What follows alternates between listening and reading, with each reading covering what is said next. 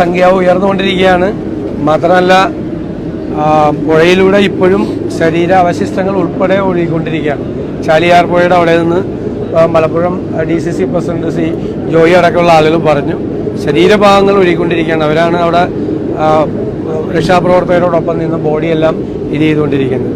അപ്പോൾ ഈ രക്ഷാപ്രവർത്തനം ബാക്കിയുള്ള സ്ഥലത്തും മണ്ണിനടിയിൽപ്പെട്ടിരിക്കുന്ന ആളുകളെ കണ്ടുപിടിക്കാനും ഒറ്റപ്പെട്ട് കിടക്കുന്ന ആളുകളെ കണ്ടുപിടിക്കാനുള്ള ഇന്നിപ്പോൾ രാവിലെ അത് ആരംഭിച്ചിട്ടുണ്ട്.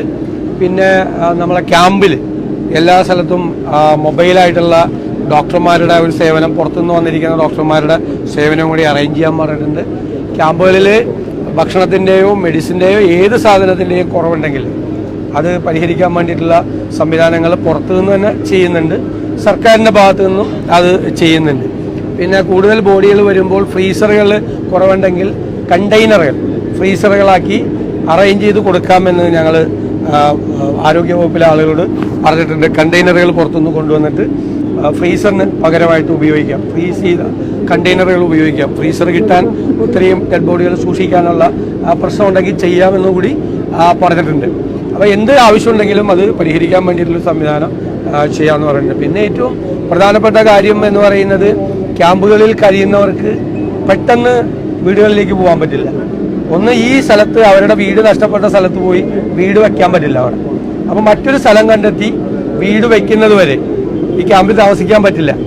അപ്പോൾ അവർക്ക് വാടകയ്ക്കുള്ള വീടുകൾ അറേഞ്ച് കൊടുക്കണം. അതിൻ്റെ വാടക അവർ പുതിയ വീടെടുത്ത് ആ സ്ഥലം കണ്ടെത്തി വീട്ടിലേക്ക് താമസം മാറ്റുന്നത് വരെ അവരെ വാടക കൊടുക്കാൻ വേണ്ടിയിട്ടുള്ള സംവിധാനം ചെയ്യണം. അങ്ങനെ എത്ര പേരാണ് വീട്ടിലേക്ക് തിരിച്ചു പോകാൻ കഴിയാത്തവരെന്നുള്ള ലിസ്റ്റ് എടുക്കാൻ പറഞ്ഞിരുന്നു. ഇപ്പോൾ പഞ്ചായത്ത് പ്രസിഡന്റ് MLAയും എല്ലാം ഉൾപ്പെടെ ഒരു പഞ്ചായത്തിൻ്റെ മീറ്റിംഗ് കൂടുന്നുണ്ട്. അതിൻ്റെ ലിസ്റ്റും കണക്കും ഉദ്യോഗസ്ഥന്മാരോടൊപ്പം തന്നെ സഹകരിച്ചെടുത്തിട്ട് സാധാരണ ഇത്തരം ദുരന്തങ്ങൾ വരുമ്പോൾ ചെയ്യുന്നതിനേക്കാൾ ഏറ്റവും കൂടുതൽ ഭംഗിയായിട്ടും കൃത്യമായി അത് ചെയ്യാൻ വേണ്ടിയിട്ടുള്ള കാര്യങ്ങളുണ്ട്. മുഖ്യമന്ത്രി നാളെ സർവകക്ഷി യോഗം വിളിച്ചിട്ടുണ്ട്. ആ സർവകക്ഷി യോഗത്തിലും ഞങ്ങളുടെ ഭാഗത്തുനിന്നുള്ള എല്ലാ സഹകരണവും ഉണ്ടാവും. ഞങ്ങൾക്ക് ചെയ്യാൻ പറ്റാവുന്ന കാര്യങ്ങളെല്ലാം ചെയ്തു കൊടുക്കും.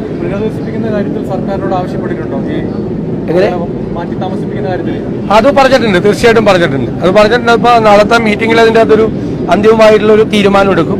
നമ്മൾ ആവശ്യപ്പെട്ടിട്ടുണ്ട് മാറ്റി താമസിപ്പിക്കുന്നത് വരെ. സ്ഥലം കണ്ടെത്തി മാറ്റി താമസിപ്പിക്കേണ്ടി വരും. ഈ സ്ഥലത്ത് വീട് വയ്ക്കാൻ പറ്റില്ലേ, ഇനി അവിടെ ഒന്നും ചെയ്യാൻ പറ്റില്ല. അത് മാത്രമല്ല അതൊരു പ്രോൺ ഏരിയയാണ്, ആക്സിഡന്റ് പ്രോൺ ഏരിയയാണ്. അതുകൊണ്ട് അവരെ പറഞ്ഞുവിടാനും പറ്റില്ല.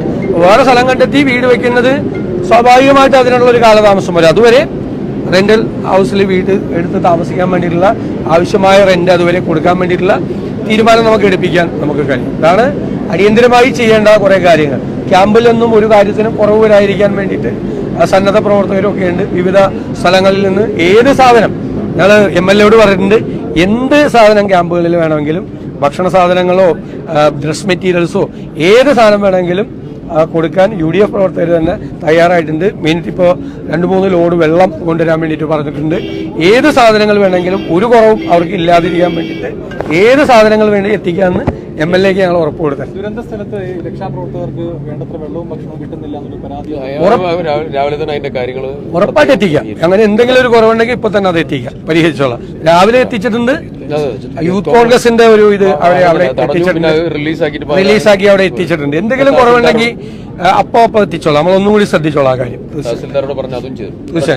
ഒരൊറ്റ കാര്യം, ഈ ദുരന്തത്തിന് എഫക്ട് ചെയ്യപ്പെട്ടതായിരിക്കുന്ന കുടുംബങ്ങൾ വലിയ മെന്റൽ ട്രോമയില്ല. ഞാൻ ഇന്നിപ്പോൾ രാവിലെ ഒരു 4 അവർ വേറെ കുടുംബ വീടുകളിൽ നേരിട്ട് അനുഭവം കണ്ട് മരിക്കുന്നത്, കുട്ടികൾ മരിക്കുന്നത്, വാവിട്ട് നിലവിളിക്കുന്നത്, മൂടിപ്പോകുന്നതൊക്കെ കണ്ടതായ ട്രോമ. അവർ ഉറങ്ങിയിട്ടില്ല, 2 ദിവസമായിട്ട് ഉറക്കം വരുന്നത്. അവർ പലരും മെന്റലി ഭയങ്കര പ്രശ്നത്തിലാണ്. അപ്പോൾ അവർക്ക് മുഴുവൻ ഒരു കൗൺസിലിങ്ങും അവരെ ജീവിതത്തിലേക്ക് തിരിച്ചു കൊണ്ടുവരാനുള്ള പാക്കിങ്ങും അത് വളരെ ഗൗരവമുള്ള ഒരു കാര്യമാണ്. അത് ഉൾപ്പെടെ ഇപ്പം മെഡിക്കൽ ടീമുമായിട്ട് കൗൺസിലിംഗ് കേട്ടോ.